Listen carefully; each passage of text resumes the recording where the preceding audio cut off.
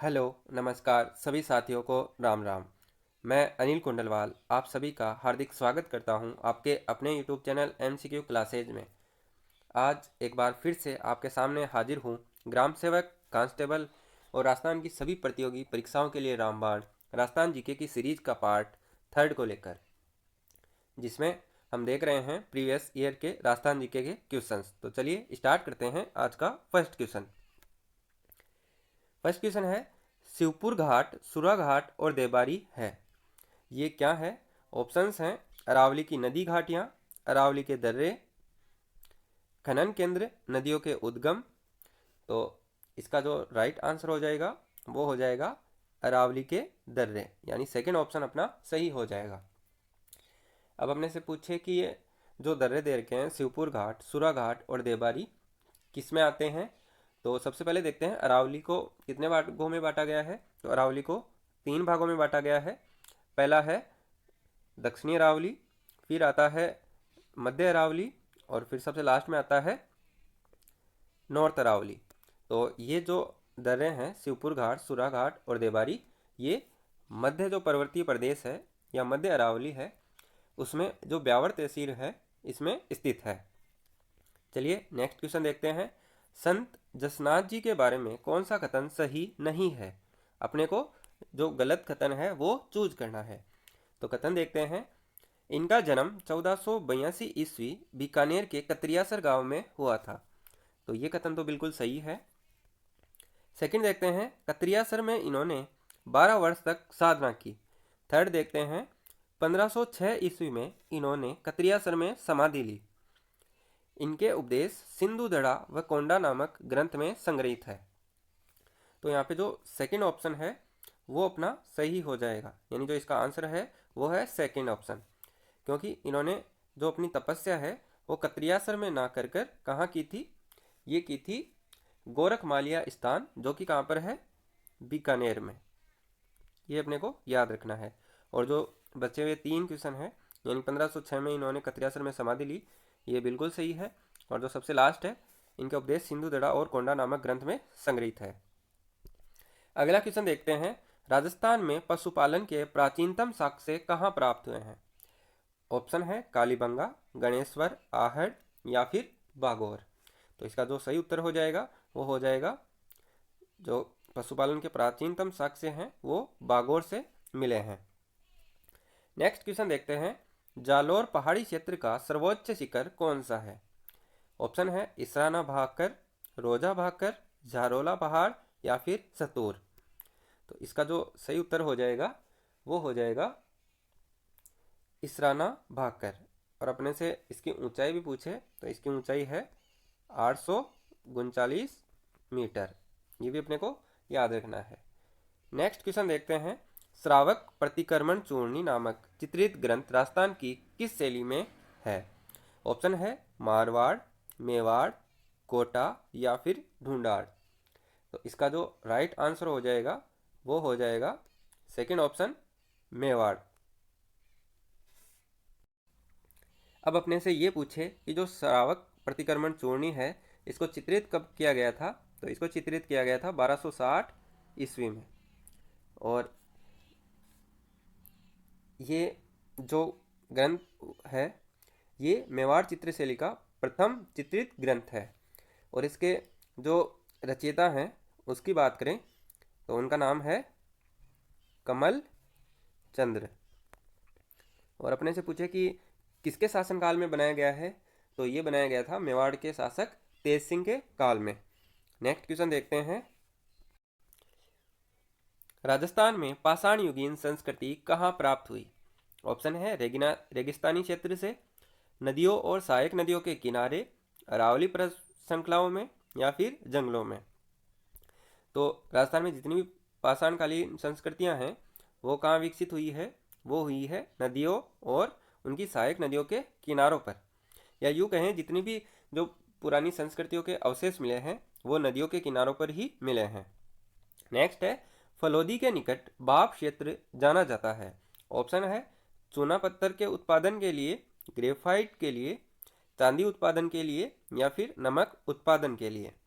तो इसका जो सही उत्तर हो जाएगा वो हो जाएगा सबसे लास्ट ऑप्शन नमक उत्पादन के लिए, यानी जो फलोदी का जो बाप क्षेत्र है वो नमक उत्पादन के लिए जाना जाता है। नेक्स्ट क्वेश्चन देखते हैं, कौन सा कूट सुमेलित नहीं है? ऑप्शन है मतीराम और उनकी रचना दे रखी है ललित ललाम, जो बिल्कुल सही है। दूसरी है नरहरि दास की रचना दे रखी है अवतार चरित्र, ये भी सही है। दयाबाई की रचना दे रखी है दयाबोध, ये भी सही है। तो सबसे लास्ट ऑप्शन दे रखा है सोमनाथ, इनकी रचना दे रखी है सुजान चरित्र, यानी ये जो ऑप्शन है वो अपना सही हो जाएगा। सोमनाथ ने सुजान चरित्र की रचना नहीं की थी। नेक्स्ट क्वेश्चन देखते हैं, मारवाड़ के राठौर वंश का संस्थापक कौन था? यहाँ अपने से जो मारवाड़ का राठौर वंश था उनके संस्थापक का नाम पूछा गया है। ऑप्शन है राव जोधा, राव चूड़ा, राव सिहा या फिर राव मालदेव। तो जो मारवाड़ के राठौर वंश का संस्थापक था वो था राव सिहा। और मारवाड़ में राठौड़ वंश की स्थापना कब हुई थी? तो ये हुई थी अप्रोक्स 12वीं सदी में। और अपने से पूछे कि जो मारवाड़ के राठौड़ वंश की राजधानी कहाँ थी?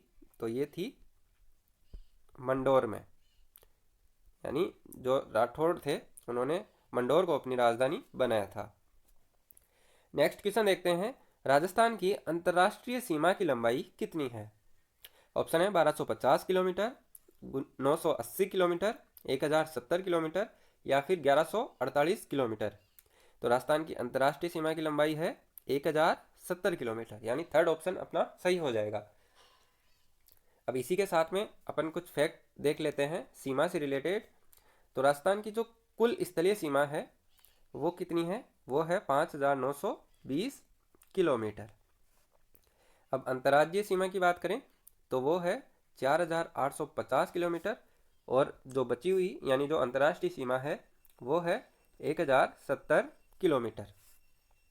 और जो ये जो अंतर्राष्ट्रीय सीमा है यानी जो राजस्थान की पाकिस्तान से जो सीमा लग रही है उसको क्या बोला जाता है? उसको बोला जाता है रेड क्लिफ रेखा। ये भी अपने को याद रखना है। अब अपन देखें कि जो अंतर्राज्यीय सीमा है राजस्थान की वो कितने राज्यों से लगती है? तो ये लगती है 5 राज्यों से। अब वो 5 राज्य कौन कौन से हैं? तो सबसे पहले आता है पंजाब, जिसकी कितनी सीमा लगती है? जिसकी लगती है ओनली 89 किलोमीटर, जो सबसे कम है। नेक्स्ट आता है हरियाणा की। हरियाणा की कितनी सीमा लगती है? हरियाणा की लगती है 1262 किलोमीटर।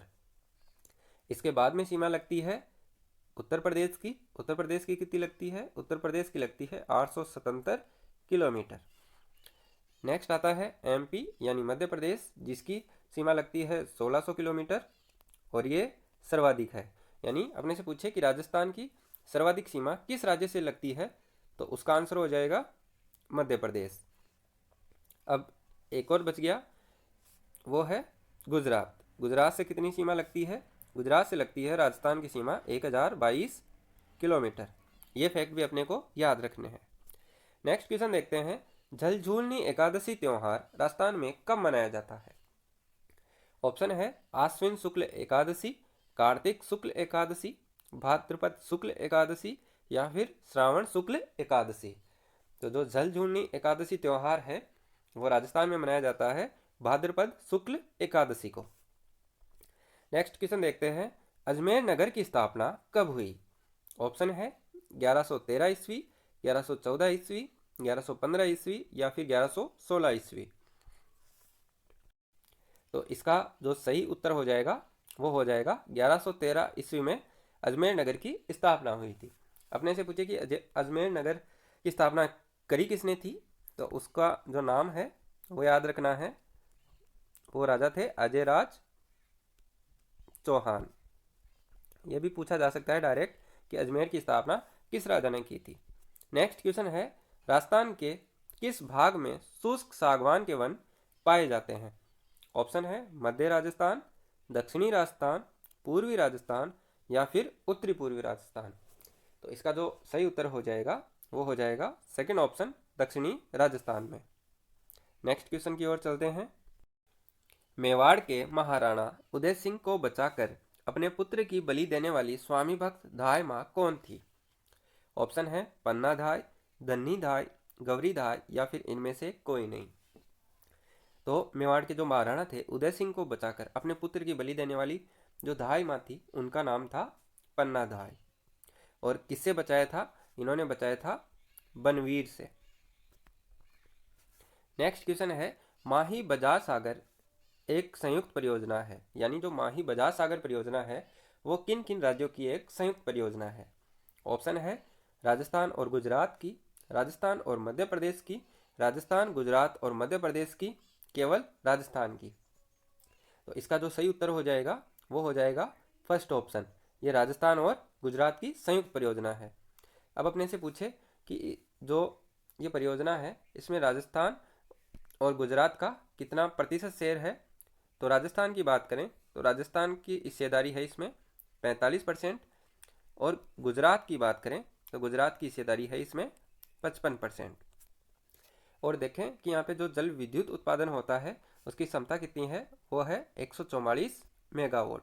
ये भी अपने को याद रखना है। इस पे 3 बांध बनाए गए हैं, जिनमें जो माही बजाज सागर बांध है वो राजस्थान का सबसे लंबा बांध है, और उसकी लंबाई कितनी है? उसकी लंबाई है 3.8 किलोमीटर। यानी अपने से पूछे कि राजस्थान का सबसे लंबा बांध कौन सा है, तो उसका जो आंसर अपने को देना है वो देना है माही बजाज सागर बांध। नेक्स्ट है, हुंजा नामक घोड़ा किसका था? ऑप्शन है मेवाड़ के राणा प्रताप का, बूंदी के उमेश सिंह का, आमेर के मान सिंह का, या फिर मारवाड़ के मालदेव का। तो जो हुंजा नामक घोड़ा था ये था बूंदी के उमेद सिंह का। नेक्स्ट क्वेश्चन देखते हैं। कथन दे रखा है, वर्षा जल संग्रहण जल संरक्षण की एक प्रभावशील विधि है। इसका कारण देखते हैं। पश्चिमी राजस्थान में परंपरागत जल संरक्षण की विधियां अभी भी प्रभावशील है। तो यहाँ पे देखें कथन जो दे रखा है, जो जल संरक्षण की एक विधि है वर्षा जल संग्रहण, ये बिल्कुल सही है। और सेकंड देखते हैं कारण कि जो पश्चिमी राजस्थान में परंपरागत जो जल संरक्षण की विधियां हैं अभी भी काम कर रही हैं, तो ये ऑप्शन भी सही है। लेकिन जो ये कारण है इस कथन की सही से व्याख्या या स्पष्टीकरण नहीं दे रहा है, तो इसका जो राइट आंसर हो जाएगा वो हो जाएगा सेकंड ऑप्शन, ए और बी, ए और आर दोनों सही है, किंतु आर ए का सही स्पष्टीकरण नहीं है। अगला क्वेश्चन देखते हैं, हुरडा सम्मेलन की अध्यक्षता किसने की थी? ऑप्शन है सवाई जय सिंह ने, अभय सिंह ने, जगत सिंह द्वितीय ने, या फिर दलेल सिंह ने। तो जो हुरडा सम्मेलन हुआ था इसकी अध्यक्षता की थी जगत सिंह द्वितीय ने। नेक्स्ट क्वेश्चन देखते हैं, मानचित्र में छायांकित क्षेत्र प्रदर्शित करता है। अपने को ये मानचित्र दिया हुआ है और इसमें छायांकित क्षेत्र किया गया है, तो ये कौन सी वर्षा वाला क्षेत्र को निरूपित कर रहा है? तो यहाँ पे ये दक्षिणी राजस्थान है और दक्षिणी राजस्थान में सर्वाधिक वर्षा होती है। तो ऑप्शंस देखते हैं, 80 सेंटीमीटर से अधिक वर्षा के क्षेत्र, 60 से 70 सेंटीमीटर वर्षा के क्षेत्र, 50 से 60 सेंटीमीटर वर्षा के क्षेत्र, या 50 सेंटीमीटर से कम वर्षा के क्षेत्र।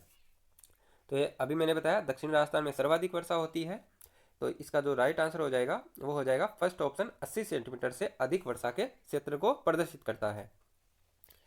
नेक्स्ट क्वेश्चन है, 1857 की क्रांति के समय राजस्थान में एजेंट टू गवर्नर जनरल कौन था? ऑप्शन देखते हैं, Lord Canning, Patrick Lawrence, general Hewson, या फिर लेफ्टिनेंट बाग। तो इसका जो सही उत्तर हो जाएगा वो हो जाएगा जो राजस्थान में एजेंट टू गवर्नर जनरल था 1857 की क्रांति के समय, वो था जॉर्ज पैट्रिक लॉरेंस, यानी जो अपना सेकंड ऑप्शन है वो सही हो जाएगा। और अपने से पूछे कि 1857 की क्रांति के समय भारत का गवर्नर जनरल कौन था, तो उसका राइट आंसर हो जाएगा लॉर्ड कैनिंग। तो चलिए दोस्तों, आज के लिए बस इतना ही। ये वीडियो आपको कैसा लगा कमेंट बॉक्स में ज़रूर बताएं, और यदि ये वीडियो अच्छा लगा हो तो इस वीडियो को लाइक करें और इस चैनल को सब्सक्राइब जरूर कर लें, ताकि आगे आने वाले वीडियोज़ के नोटिफिकेशन आपको सबसे पहले प्राप्त हो सके। मिलते हैं बहुत ही जल्द अगले वीडियो में, तब तक के लिए धन्यवाद। जय हिंद, जय भारत।